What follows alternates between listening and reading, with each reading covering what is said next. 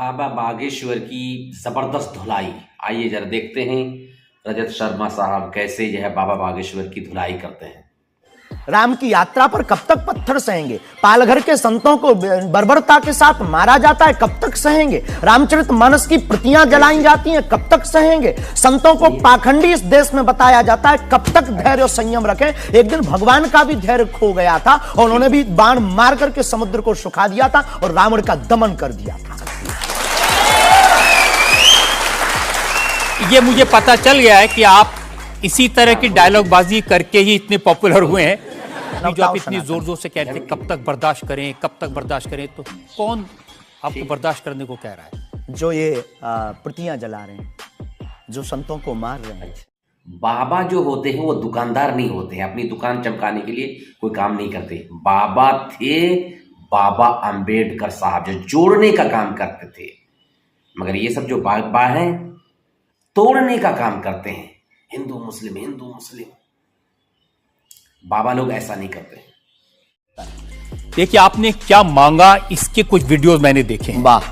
आप लोगों से कह रहे हैं कि आपके पास जितना चाहे दान दे दो, अपना मकान दे दो, फ्लैट दे दो, बंगला दे दो, घोड़ा दे दो, गाड़ी दे दो, सोना चांदी, बैंक, एफडी, मंगलसूत्र, अंगूठी, लुगाई लड़का छोड़ के सब मुझे दे दो। लेना बुरा नहीं, उपयोगिता बुरी है। लेकर के उसका सदुपयोग करते या दुरुपयोग करते। हम लेते हैं, कोई अगर देता है तो स्वीकार करते गुरु के नाते। हम उस परंपरा से हैं जहां अंगूठा तक दान गुरु को दे दिया जाता है, हम भी लेते हैं। कितना कमा लेते हैं? हमारी तो कोई फिक्स कमाई नहीं है, क्योंकि हमारी कोई कंपनी या बिजनेस नहीं है। कोई चढ़ा जाता है, हमारे पास करोड़ों सनातनियों का प्यार, लाखों करोड़ों लोगों की दुआएं, हजारों संतों का आशीर्वाद, इतनी कोई हिसाब की क्या आपत्ति है?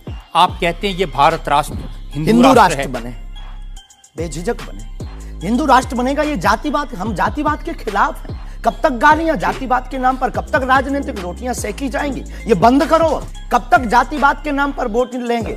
आप ये बंद करो। भारत को हिंदू राष्ट्र बनाओ, सामाजिक समरसता होगी, सब में समानता होगी, पत्थर गलेंगे, न रामचरितमानस जलेगी, न राम के ऊपर कोई टिप्पणी होगी। हिंदू राष्ट्र होगा तो राम राज्य आ जाएगा, भारत विश्व गुरु है।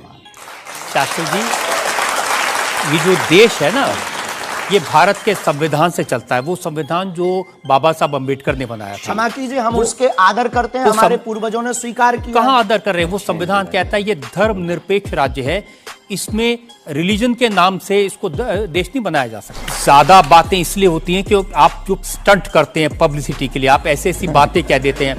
आप कहते हैं कि बिना वीजा के हनुमान जी रावण की लंका में घुस गए थे। तो अब मैं लोगों को बता दूं कि एक बार बगैर टिकट पकड़े गए थे आप रेलवे में। ये तो बताना चाहिए, बिल्कुल पकड़े गए थे। लेकिन ये भी बताइए कि हम टीटी से ही 1100 रुपया लेकर आए थे।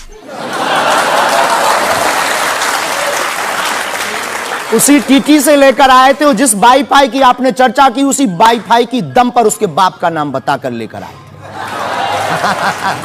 थे।